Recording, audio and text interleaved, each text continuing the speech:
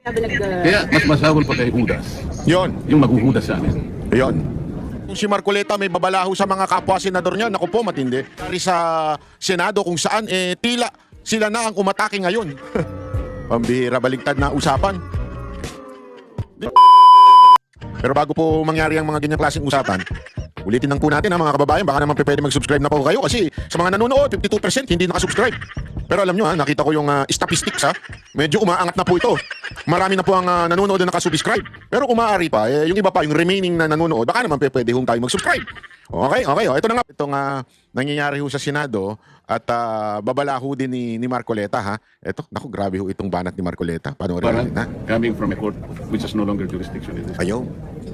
Yung sinasabi ng mga kasama ko, well, para ano ka, sumulong ko na lang. Anyway, you can exhaust all remedies under the law. What remedies are you talking about? Kung ano ginawa nila kay dating Pangulong Duterte, yun din ang gagawin nila. Do you think, makikita pa natin si Senator Bato pagkatapos nilang makuha? Kayo. Wala na, kaya sabi ko, hindi niya kailangan pumunta rito. Pero nagpunta siya, ni-risk niya yung buhay niya. Ngayon na namin ako dahil sa kanya, wala nang iba. We owe it to himself, alone and nobody else. Nobody else. Kung hindi siya pumunta, nobody will blame him. Dahil buhay niya yun But, Ayan. Linawin na kagad natin ang facts. Ang talagang dahilan ng pagpunta ni Bato doon sa Senado ay to have a change of leadership. Okay? And why? Yan, kasi maraming kumukulay dyan Nagpunta si Bato para baguhin ang leadership ng Senado at mapunta sa Duterte block yung leadership ng Senado para daw ipatigil ang impeachment. Pero kita naman natin, Lunes na Lunes, unang kanilang araw ng talaga namang nag-convene kagad for an impeachment court ang Senado. So yung kanilang haka-hakang katangahan o yung kanilang mga pagdududa na iniiwasan lang yung impeachment ay hindi totoo. May nadinig po kayo doon sa mga minority o di kaya doon sa mga congressman na nagsasabing kaya nila pinalitan ng leadership sa Senado dahil hindi itutuloy yung impeachment. Meron kayo narinig sa kanilang nagsabing, ay sorry, mali pala kami. Wala, di ba? Dapat mag-sorry kayo mga senador na nagsasabi niyan. Yung tatlo yung bugok dyan Yung iba, ano lang naman yun, mga tahimik lang yun. Hindi masyadong palaban yun, nagkokomento. Pero itong tatlong bugok, kilala niyo yung hindi pala. Tatlong bugok at saka dalawang walang bayag. Wala niyo kung sino yun. Hindi ko na sasabihin kasi dalawang pares yun Pero yung tatlong bugok, si Ontiveros, si Kiko Matching, at saka itong si Bam Aquino. Yung tatlong bugok na nagsasabing wala nang iplanong ituloy ang impeachment kung sakasakali.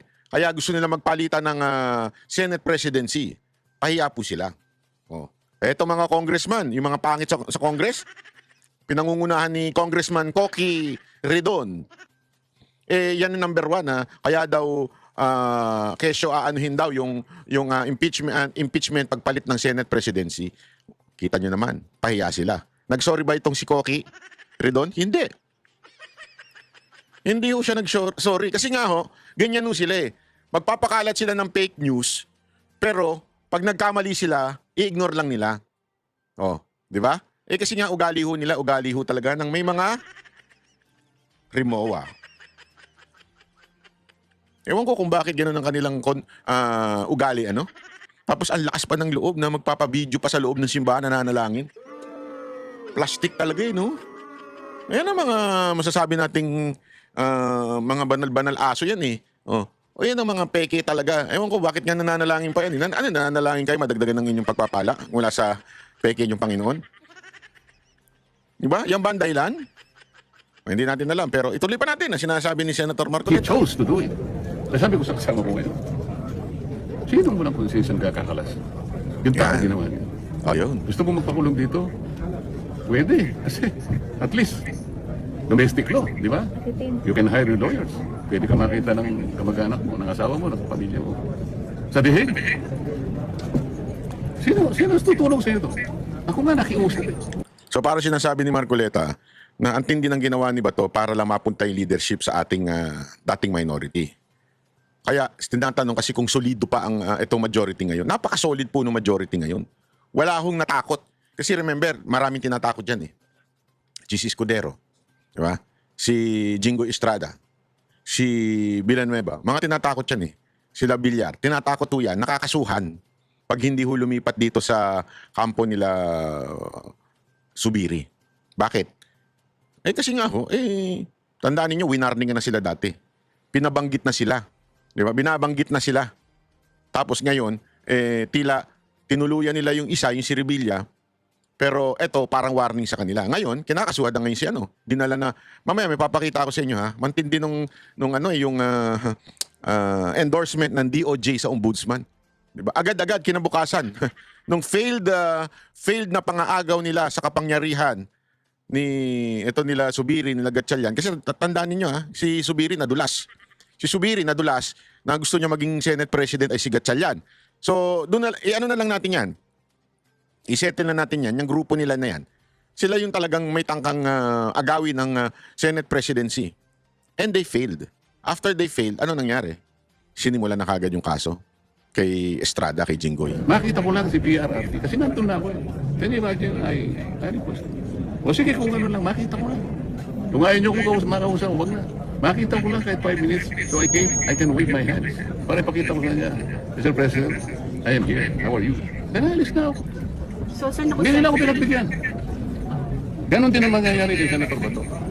Ngayon, yung mga Pilipino, lalo na yung mga iba sa inyo, I'm sorry to tell this, lalo na yung mga iba sa inyo, hindi naman lahat, nabayaran. Kailangan sabihin ko to. Akala nila yung warrant of arrest can be enforced. Wala na tayo membership sa ICC, sa Rome Statute. Without the treaty, what will be the legal basis of the warrant of arrest? You tell me. Huwag kayo nagpapapaniwala doon sa mga dean, mga abogadong nagsasalita ng salita. Nililin lang. Kilala ko yan, yung dean na nagmamagaling, dyan sa TV5 yan Dating host yan Grabe yung logic niya. Sabi ko, paano naging dean to? Siguro sip-sip lang ito noon. Sip-sip lang ito, kaya naging dean ito. Kasi alam naman natin, maraming ganyan sa trabaho. Yung sip-sip lang, kaya nabibigyan ng katungkulan. Hindi, totoo, maraming ganyan. Di ba? Marami. Sa mga, sa mga kumpanya ninyo, dami dyan, sip-sip lang. Pero sa totoo lang, mahina naman ang utak, di ba? Pero dahil sa sip-sip lang, nabibigyan siya ng katungkulan at napapansin siya. Baka ganun itong dean na ito. Kaya naging dean ito dahil sa sip-sip lang. Pero tama siya dito Huwag kayo maniwala dyan sa mga yan. Ginagamit pa nila yung RA 9851 nila. Pero hindi nila binabasa yung Section 17. At saka yung pinaka-last sentence ng Section 17. Tumitigil na sila. Saka nakakitang dean, tumitigil na sa kalagitnaan ng batas.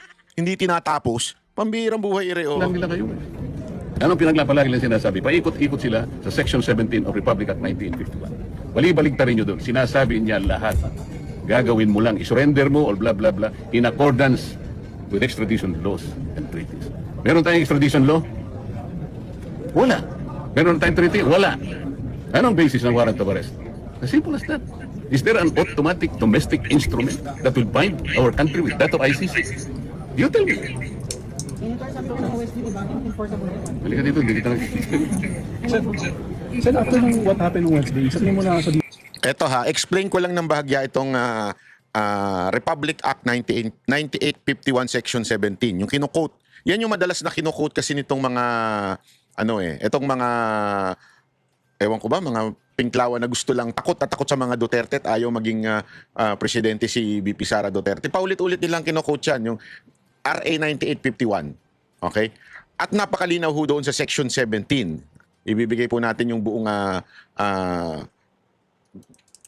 wait lang po para maintindihan natin. Kasi yan yung paulit-ulit nilang kino-quote RA 9851 Section 17. At nakalagay dito, yung in the interest of justice, the relevant Philippine authorities may dispense with the investigation or prosecution of crime punishable under this act if another court or international tribunal is already conducting the investigation or undertaking the prosecution of such crime. Instead, the authorities may surrender. Yan yung paulit-ulit na sinasabi. Yung authority now may surrender or extradite suspect or accused person in the Philippines to appropriate international court. Tumitigil na sila dyan. Saka makakakita ng doon sa batas, tumitigil na sila doon. Hindi nila sinasama tong if any or to another state pursuant. Ito yung pinaka-conclusion pursuant to the applicable extradition laws and treaties. Anong ibig sabihin yan? Yung pursuant to the applicable extradition laws and treaties. Ang ibig sabihin lang yan, simple-simple. Kailangan sumang-ayon ito sa extradition laws and treaties. Pag hindi dapat sundin. Kasi nga, pursuant to the applicable extradition laws. Ang tanong, meron ba? Wala. Malinaw po, sinasabi nga ni Senator Marcoleta, wala. Kasi in every law, there should be an IRR. Implementing rules and regulation. Ano hong halimbawa nito? Alam nyo po ba na meron na tayong anti-dynasty law? Pero bakit di nasusunod? Kasi wala pa pong IRR yan. Wala pang implementing rules and regulation. Kung papaano, hindi porket batas na yan, yun na yun. Kailangan may susundin. Napaka-importante ho dito, yung pursuant to the applicable extradition laws and treaties. Wala pa nga po Pangalawa, wala po tayong treaty sa ICC. ICC is not a country. Ang treaties is only for countries. Kung meron tayong treaty doon sa particular na bansa na yon, pwede pa as long as there is an applicable extradition laws. Ang problema nga, wala. So basa sila basa ng Republic Act na 9851 na Section 17 pero putol. Hindi ho nila sinusunod hanggang dulo. At yun yung mga hilig na mga expert kuno na mga din. Pansinin ninyo, pag walang nagtatanong na media tungkol doon sa pursuant to the applicable extradition laws and treaties. Wala. Hindi ko nga maintindihan bakit Sinubukan ko kasing hanapin Bakit tinitingnan ko kung ano yung argument. Bakit ba hindi tayo magkasundo?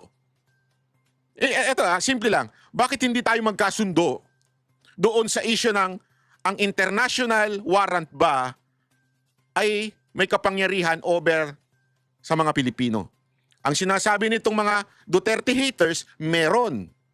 Ang sinasabi naman ngayon ng side nito nila Marcoleta, nila Jimmy Bondoc, wala. Hindi pwede. Walang kapangyarihan. Bakit di magkasundo? Alam niyo kung bakit? Simple lang. Iba yung binabasa nilang batas, iba yung binabasa nito. Kumpleto yung sa kabila. Dito sa kabila, wala, kulang. Talagang hindi magkakasundo. Magkaiba ng batas Pag ang batas hindi kumpleto, magkaiba yan. Hindi pa pwedeng kukuha ka lang ng kapiraso doon sa batas, tapos wala na. Napakaganda ho ng paliwanag dito ni Atty. Torrio na ating pong ma-interview bukas. Dahil napakaganda ng kanyang paliwanag dito na importante yung due process, dadaan sa tamang proseso. Ano yung proseso? Yun nga po yung questionable dun. Wala pa po kasing IRR o proseso pagdating sa treaties ng pagdating sa extradition ang Pilipinas. Pangalawa, wala naman po tayong treaty sa ICC. Dahil ang ICC hindi bansa. Ganun kasimple po itong batas na to. Hindi ko maintindihan. Siyempre, pagka talagang Duterte haters ka na, pag talagang galit ka na, at especially yung iba namang media, bayad ka na, hindi mo na, i-ignore mo na yung mga bagay na to. Ipagpipilitan mo na yung paulit-ulit nila sinasabing, may warrant na, fugitive na si Bato, may warrant na. Walang ganun. Kalokohan po yung sinasabi na yan. Pero at the same time, wala tayong magawa. Bakit? Sila ang batas Ganyan ang ginawa nila kay Pangulong Duterte. Kaya nga, I know yung frustration nitong mga abogado kasi humihingi sila ng tulong sa SC, sa Supreme Court. Kasi yun ang final arbiter nito, dapat. Kaya lang medyo ang tagal gumalaw ng Supreme Court. I don't know if matagal lang talagang dumalaw ang Supreme Court dahil may pressure sila from the palace. I really don't know. Pero ako, I'm not part of the kasi itong mga to lawyer to, so hindi sila makapag reklamo o makapagsalita. Ako naman, nakikiusap ako sa Supreme Court. Sana once and for all, tuldukan na natin to. Tuldukan na po natin kasi alam niyo kung bakit. Tama yung sinasabi ni Jimmy Bondoc. Masamang precedents to kung sakasakali. Pag nagkapalitan ng gobyerno, gamitin kaya ng kalaban. Ito, alimbawa lang, si VP Sara Duterte na. Tapos magdemand, siya naman ngayon nakakausap sa ICC. Ikulong natin itong mga to Huwag na natin padaanin sa korte sa Pilipinas. Hindi Di ba? Paano kung pinayagan natin? O di, ang mangyayari niyan, ay dapat din payagan na rin natin yung ganun. Kaya nga sinasabi dito, there should be a due process. Ano yung due process na yun? Lahat po ng kaso sa'yo, lahat ng ibibintang sa'yo, lahat ng akusasyon sa'yo, whether mamamatay tao ka, unless you are caught in the act, talagang kailangan ka ng hulihin. Pero kung meron ka mang kakasuhan sa'yo, na sino man may bibintang sa'yo, karapatan mo ang dumaan sa tamang proseso. Pag hindi ka tumaan sa tamang proseso, Anong tawag doon? Martial law. Wala na. Kung sino yung, ano yung sabihin ng presidente. Kaya nga, di ba, marami nagsasabi na parang silent martial law itong nanggaganap. Kasi nga, parang, ano to, iba-bypass na lang ng executive branch ang judiciary. Hindi, bahala na kami magdesisyon kung sino yung huli namin.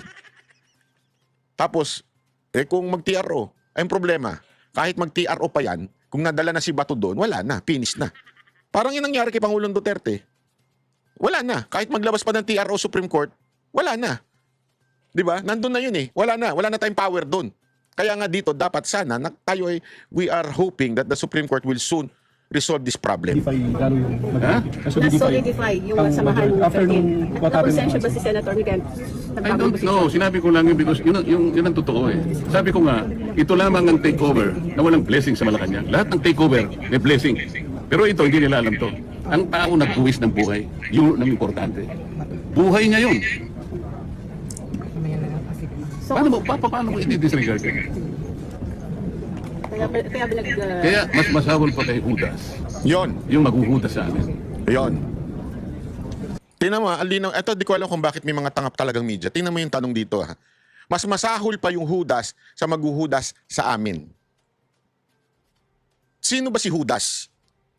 Kilala natin kung bakit ginagamit yung Judas eh. Sa Amerika, di ko nga alam kung ginagamit yan eh. Betrayal kasi sa Amerika. O, who would betray us? O. Dito Judas kasi nga, si Judas Iscariot. Sino ba ang hinudas niya? Hinudas niya ba yung nasa labas? Hindi, ang hinudas niya yung mga kaibigan niyang, yung 12 disciples, at saka siyempre ang ating Panginoong Yesus. Yun ang hinudas niya. Ibig sabihin ng pagiging Judas, traitor within the group. So sinasabi niya dito, mas Judas pa yung maghudas sa kanila. Di ba? Tingnan mo yung tanong ha. So, nakonsensya si Senator Mix kaya Wala akong sinasabi. Wala. Si Mix daw.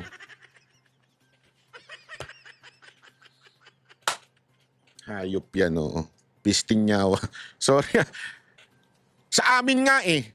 Yung maghuhuda sa amin. Hindi naman namin kakampi si Migs.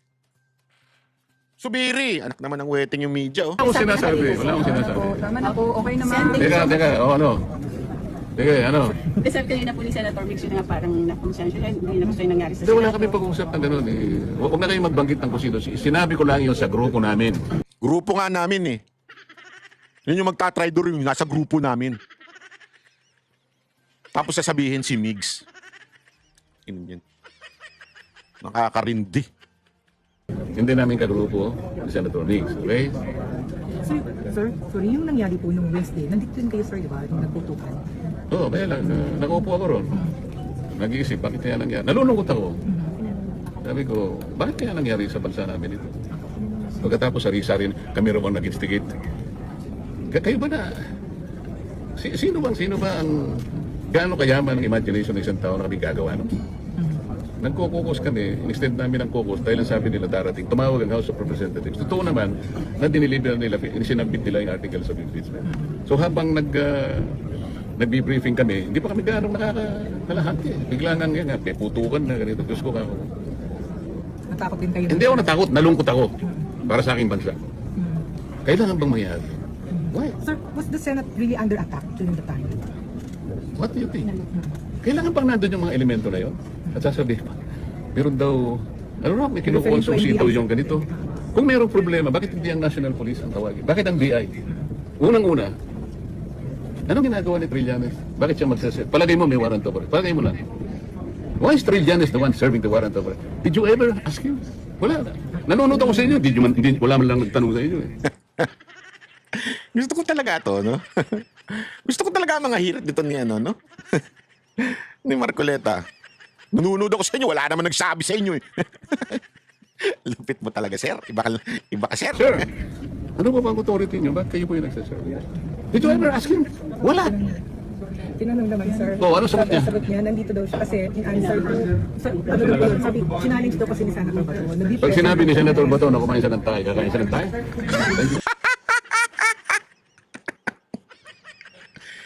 Ang lupit ano. Dapat ikaw ang nagtanong kay ano noon eh. Dito kay pangalan nito, kay Trillanes. Di ba dapat siya nagtanong, bakit kayo may dala? Ay, naman ako dito ni Bato eh. Bakit pagka binigyan ka ba ng tayo? Sinabi sa'yo kumain ka ng tayo, kakain ka din. Ibang level talaga ito siya. No?